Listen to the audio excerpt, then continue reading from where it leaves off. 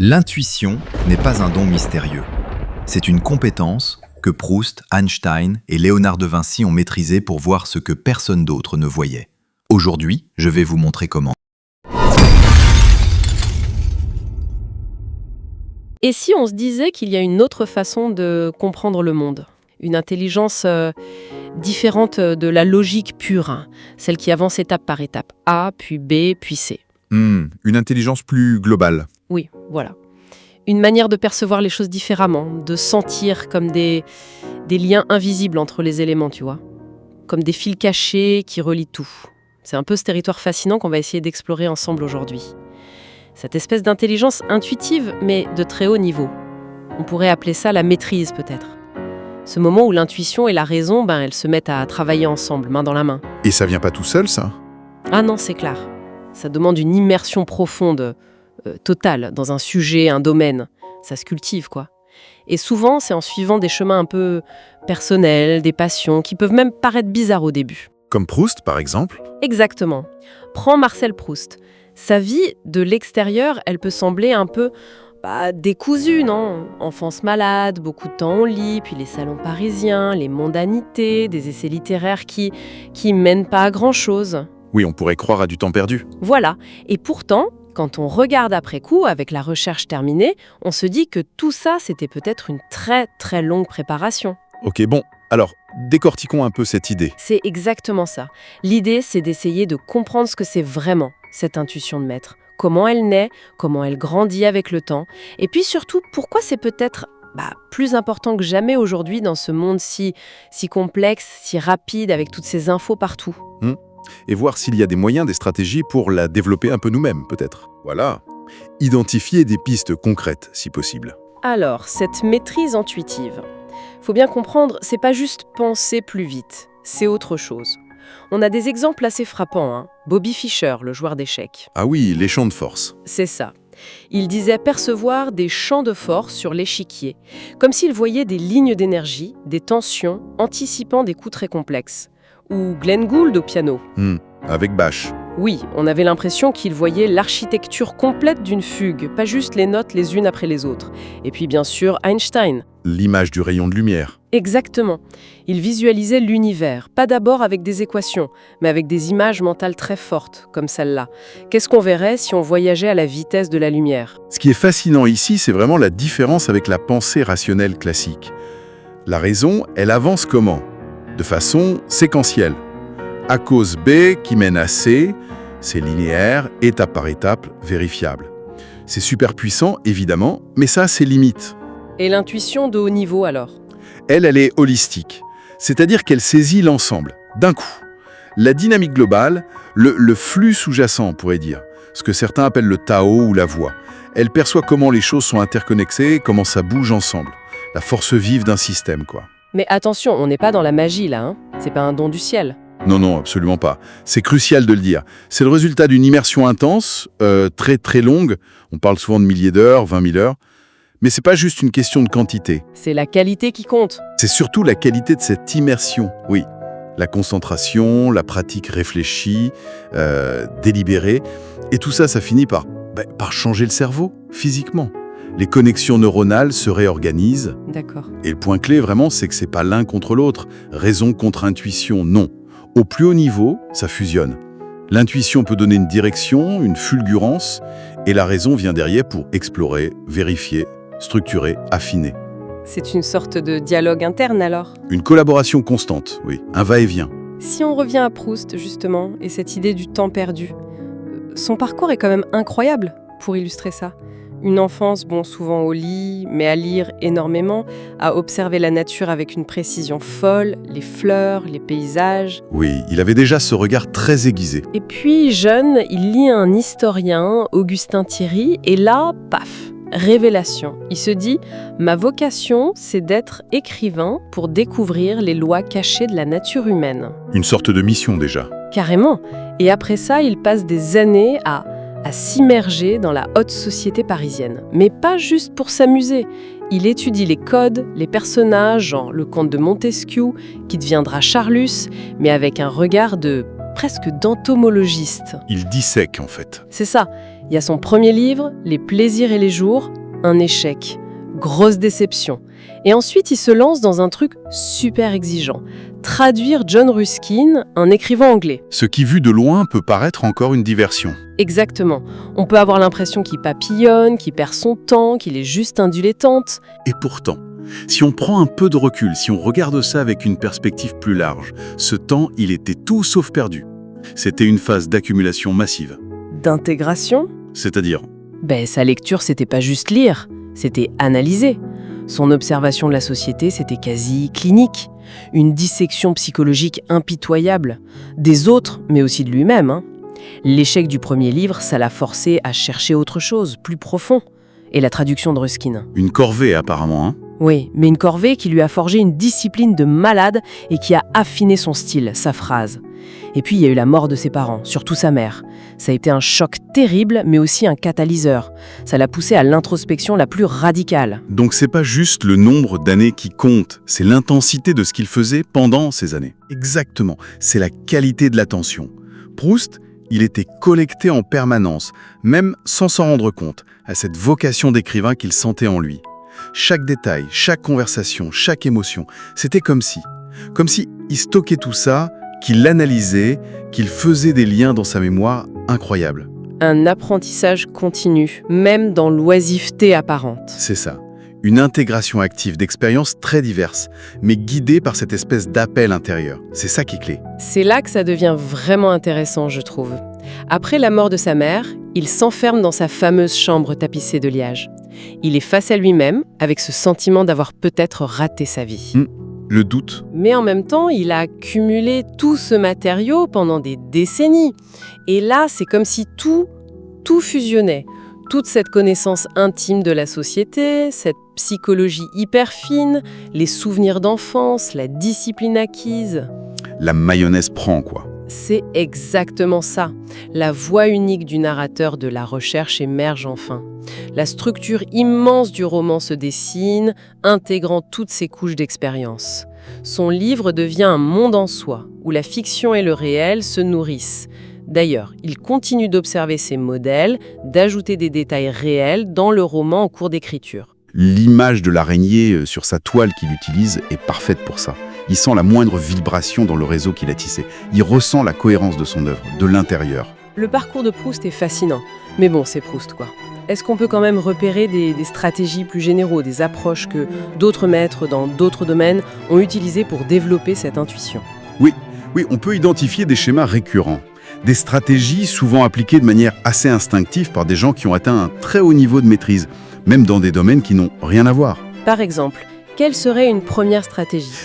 Une qui est assez fondamentale, c'est cette idée de se connecter de manière ultra profonde à son environnement. Ah, comme les navigateurs polynésiens. Cet exemple est juste sidérant. Exactement. Ces gens qui traversaient des milliers de kilomètres dans le Pacifique sur des pirogues, sans carte, sans boussole, sans rien. Les Européens qui les accompagnaient étaient bluffés par leur calme apparent. Ils regardaient le ciel, l'eau, les oiseaux, mais sans agitation. C'est parce que leur secret, c'était une connaissance intime, vraiment intégrée, de tous les signes de l'océan. C'était pas juste regarder, c'était ressentir. Ils avaient en tête une carte mentale hyper complexe des étoiles, de leur lever, de leur coucher. Ils lisaient la houle aussi, non ? Oui, ils lisaient la houle, sa forme, sa direction, même les micro-variations en la sentant physiquement dans la coque de la pirogue. Ils interprétaient le vent, la couleur de l'eau, sa température, les formes des nuages à l'horizon, le vol des oiseaux qui rentrent vers la terre le soir, la lumière phosphorescente dans l'eau la nuit. C'est une intégration de tous les sens, en fait. Une intégration sensorielle, totale, oui. Et une idée très forte chez eux, c'était de se voir comme immobiles et de voir les îles se déplacer vers eux sur leur carte mentale du ciel et de l'océan. C'est un rapport au monde quasi primal, basé sur l'observation directe et l'intégration de milliers de détails subtils. Ça montre bien que la vraie compréhension d'un environnement complexe... Elle repose sur cette intégration sensorielle globale holistique, pas juste sur des données isolées qu'on lirait sur un écran. C'est une compétence qu'on risque peut-être de perdre un peu avec notre dépendance aux outils externes, d'ailleurs. Une deuxième stratégie, ça pourrait être de miser à fond sur ses points forts, même s'ils sont un peu hors normes. Je pense à Einstein, encore une fois. Ah oui, cas d'école. Mauvais élève selon les critères de l'époque, très rebelle à l'autorité, pas très bon pour apprendre par cœur, mais une capacité de visualisation incroyable pour les expériences de pensée.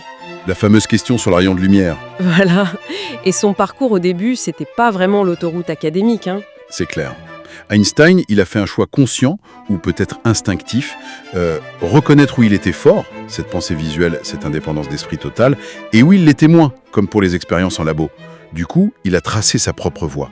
C'est ce refus des idées reçues, des conventions, qui lui a permis d'oser remettre en cause Newton quand même. Et il y a la patience aussi. Ah oui, la patience et la ténacité.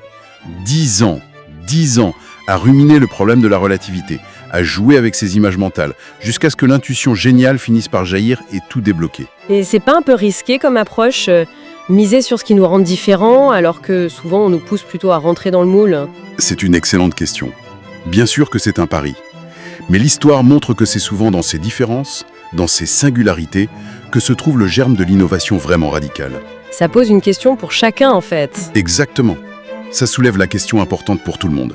Quelles sont nos forces vraiment uniques? Peut-être celles qui sont un peu cachées, ou même celles qu'on nous a appris à voir comme des défauts. Ça me fait penser directement à Temple Grandin. Un magnifique exemple.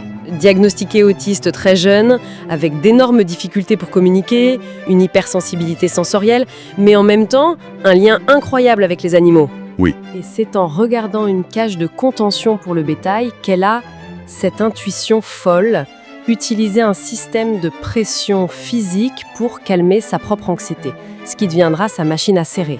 Temple Grandin, c'est vraiment un exemple superbe de comment on peut transformer ce qui ressemble à des handicaps en force extraordinaire. Son autisme, sa pensée en images très concrètes, son hypersensibilité, tout ça lui a donné une capacité unique à comprendre le monde sensoriel des animaux. Mieux que les personnes neurotypiques, en fait. Oui, notamment leur peur des contrastes visuels forts, des sons aigus, des mouvements brusques, des choses auxquelles on ne fait même pas attention, nous. Et du coup, elle a pu révolutionner la conception des installations d'élevage, des abattoirs, en se mettant littéralement à la place des animaux, en visualisant le parcours de leur point de vue. Son histoire montre vraiment que des qualités jugées différentes Peuvent être la clé d'une maîtrise unique et au fond profondément humaine. et une troisième voie possible vers cette maîtrise, ça serait cette obsession du détail qu'on voit chez Léonard de Vinci, pour essayer de capter ce qu'il appelait la force vitale. Oui, tout à fait. Vinci, c'est l'immersion dans le détail poussé à l'extrême. Ses carnets sont remplis de dessins compulsifs de tout. Insectes, plantes, tourbillons d'eau, visages sous tous les angles. Il classait les formes de nez, de lèvres, c'est fou. C'est fou. Il disséquait des corps humains et animaux pour comprendre l'anatomie de l'intérieur. Il notait les moindres variations. Et sa technique de peinture, le fameux sfumato, ces couches de glacis hyper fines superposées, C'est pas juste pour faire joli alors? non, ce n'est pas qu'un effet esthétique. Ça reflète cette patience infinie, cette accumulation de détails qu'il jugeait nécessaire pour saisir la profondeur, la complexité du vivant. Il refusait les effets rapides, faciles, que d'autres artistes de son temps privilégiaient. Quelle était sa philosophie derrière ça? Pour Vinci, la vie, l'essence même des choses, elle résidait dans ces détails infimes. Comprendre la structure intime d'un muscle, comment l'eau s'écoule réellement, comment une plante pousse. C'était la condition indispensable pour pouvoir ensuite rendre le dynamisme, la force vitale. Son réalisme était une quête d'essence, pas juste de technique? Exactement. C'est pour ça que ces œuvres, comme la Joconde, dont Vasari disait qu'on croyait voir le sang battre sous la peau, elles semblent vibrer de vie, parce qu'elles naissent de cette immersion quasi obsessionnelle dans le détail du monde réel. L'attention au détail, c'est pas une fin en soi, c'est le chemin obligé pour accéder à une compréhension plus profonde, plus intuitive de l'ensemble. Ces différentes stratégies, la connexion à l'environnement, miser sur ses forces uniques, l'obsession du détail, elles dessinent quand même une image assez claire de comment la maîtrise peut se construire. Mais la question qui vient, c'est dans notre monde actuel, avec les raccourcis technologiques, le flot d'infos continu, les distractions permanentes, est-ce que cette quête d'une maîtrise intuitive, profonde, a encore la même valeur? Est-ce que c'est encore pertinent? C'est la question cruciale, effectivement. D'abord, il faut peut-être se rappeler que cette capacité intuitive, elle a des racines évolutives très très anciennes. C'est un prolongement de l'instinct animal qui est basé sur la vitesse, l'adaptation, la survie, mais avec la complexité de la conscience humaine en plus. Et ça repose sur quoi au fond? Fondamentalement, ça repose sur notre mémoire. Il y a un psychologue, Kenneth Bowers, qui a proposé un modèle intéressant. Il dit que face à une situation, notre cerveau active inconsciemment d'immenses réseaux de neurones liés à nos expériences passées. Il cherche des motifs, des analogies, des patterns. Et l'intuition, c'est quand ça connecte? C'est ça. L'intuition jaillit quand ces activations croisées atteignent un certain seuil de cohérence, quand une solution ou une compréhension émerge de ce réseau. Les champs de force de Fisher aux échecs, c'est typiquement ça. L'intégration fulgurante de milliers de parties, de configurations mémorisées et comprises au fil des ans. D'accord. Mais le défi aujourd'hui? Le défi aujourd'hui, il est énorme. La complexité ambiante dans le travail, l'info, la technologie, elle peut nous submerger, nous décourager. Et du coup, on a tendance à chercher quoi? Ouais. La simplification à tout prix, les formules toutes faites, les solutions rapides. Et on délègue beaucoup à la technologie aussi. Énormément. Notre dépendance croissante aux outils technologiques, même s'ils sont super utiles par ailleurs, elle risque d'atrophier notre propre mémoire, notre capacité de concentration profonde et soutenue. On externalise des fonctions cognitives qui sont essentielles. Alors, face à ça, qu'est-ce qu'on fait? On se résigne à une pensée plus superficielle? On laisse tomber? Ah non, au contraire. Je pense que la nécessité de cultiver activement ses capacités intérieures, elle devient encore plus forte, plus urgente. Il faut retrouver la patience, apprendre à tolérer l'incertitude, le chaos apparent. La capacité négative dont parlait Keats? Exactement. Cette capacité à rester dans le doute, dans le questionnement, sans se précipiter vers une réponse facile et peut-être fausse. Il faut réapprendre la concentration profonde, résister à cette fragmentation constante de notre attention. Et entraîner notre mémoire? Oui, développer activement notre mémoire. Peut-être via des activités qui demandent de l'engagement, de la profondeur, un jeu de stratégie complexe, apprendre un instrument de musique, une nouvelle langue. Ce n'est plus un luxe, c'est un entraînement vital. Vital pour naviguer la complexité sans se noyer. Et justement pour pouvoir laisser émerger cette compréhension intuitive plus riche, plus profonde. Alors, si on essaye de synthétiser un peu tout ça, l'idée forte qui ressort, c'est que cette maîtrise, cette fusion entre l'intuition et la raison, finalement, ce n'est pas un truc réservé à quelques génies isolés. Non, c'est un potentiel humain. C'est un potentiel humain fondamental. Et il est accessible. Accessible par une immersion profonde, patiente, dans un domaine qui nous parle vraiment, qui allume notre curiosité la plus vive. C'est le résultat de l'écoute de nos penchants profonds, de nos inclinaisons uniques, même si elles surprennent notre entourage. Et puis bien sûr, d'une pratique intense, focalisée, qui finit par changer notre façon de voir le monde. Et peut-être pour ouvrir une dernière petite porte. Au-delà de l'efficacité ou du succès que cette maîtrise peut amener, et elle peut en amener, est-ce que cette quête en elle-même, cette connexion super intime avec un sujet au point d'en saisir intuitivement la dynamique profonde, est-ce que ce n'est pas aussi un chemin vers une compréhension plus riche, plus interconnectée de la réalité elle-même ? Une façon de voir les liens cachés dont on parlait au début. Oui, une manière peut-être de renouer avec ce sentiment d'unité du vivant, un peu comme le suggéraient les stoïciens avec leur idée du logos universel, ou même l'idéal de l'homme de la Renaissance qui cherchait à embrasser la totalité du savoir. Quelle nouvelle perspective, quelle connexion insoupçonnée pourrait apparaître si on s'autorisait vraiment à plonger au cœur de ce qui nous attire, de ce qui nous intrigue le plus profondément? C'est peut-être ça la vraie question. C'est la fin de cette vidéo. Merci pour ton attention et si cette vidéo t'a plu, n'hésite surtout pas à liker et de partager à tes proches. Hey! Abonne-toi pour activer ta puissance si c'est Otic Mindset.